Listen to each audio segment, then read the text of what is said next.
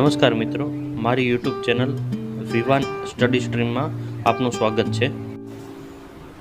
Human હાર્ટ્સના part 1માં આપણે હૃદયના function, એની anatomy, એના 4 ચેમ્બર, એના બ્લડ સર્ક્યુલેશન અને બીજી અન્ય બેઝિક ડિટેલ વિશે આપણે ભણ્યા, જેના વિશે આપણે ફરીવાર રિવિઝન પણ કરીશું. પરંતુ હવે આપણે હૃદયના વાલ વિશે ભણીશું. એમાં એસએ નોડ અને એવી નોડ વિશે સમજીએ અને પર્કિન્જે ફાઇબર વિશે વધુ વિગત મેળવીએ. તો આવી જાઓ મિત્રો, આપણે આગળ ભણીએ અને સમજીએ. Heart valve. તો મિત્રો, હૃદયની અંદર 4 વાલ્વ આવેલા હોય છે. એમાં સૌથી પહેલાં ડાબા કર્ણક અને ડાબા ક્ષેપક વચ્ચે દ્વિદ્વલ વાલ્વ આવેલો હોય છે, જેને મિત્રલ વાલ્વ પણ કહે છે. ક્ષેપકના સંકોચન વખતે રુધિર પાછું કર્ણકમાં વહન ન કરે તે માટે તેમાં વાલ્વ કાર્ય કરે છે. હવે જમણા કર્ણક અને જમણા ક્ષેપક વચ્ચે 3 સ્નાયુલ પડદો એટલે કે ત્રિદલ વાલ્વ કામ કરે છે. હવે ડાબા ક્ષેપકમાં મહાધમની અને જમણા ક્ષેપકમાં ફુફ્ફુસ ધમનીની અંદર અર્ધચંદ્રાકાર વાલ્વ આવેલા હોય છે.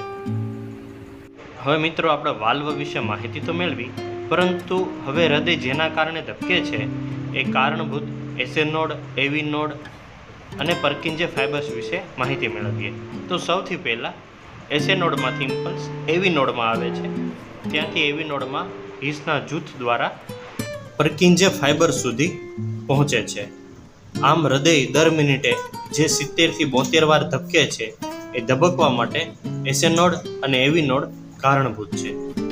હવે મિત્રો, આપણે અત્યાર સુધી જે કાંઈ પણ ભણ્યા એનું ફરીવાર શાંતિથી રિવિઝન કરીએ, એટલે તમને બધાને સમજાય પણ જાય અને યાદ પણ રહી જાય. તો સૌથી પહેલાં ફુફ્ફુસ શિરા દ્વારા ડાબા કર્ણકની અંદર ઓક્સિજનવાળું રુધિર આવે છે. ડાબો કર્ણકના સંકોચનથી એ રુધિર ડાબા ક્ષેપકમાં આવે છે.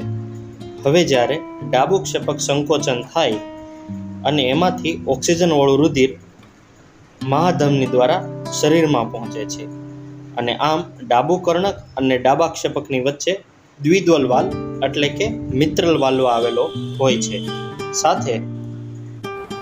સાથે એ જ સમયે જમણા કર્ણકમાં ઓક્સિજન વિહીન રુધિર આવે છે.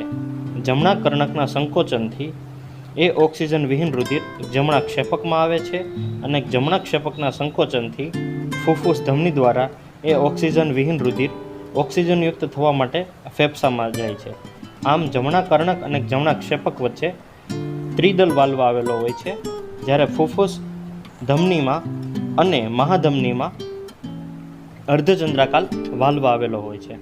આશા રાખું છું મિત્રો, આ વિડીયો તમને ખૂબ ઉપયોગી થશે અને આવનારા સમયમાં આવનારી અનેક પરીક્ષાઓ માટે તમને હૃદયની બેઝિક માહિતી માટે ખૂબ જ ઉપયોગી સાબિત થશે. ધન્યવાદ.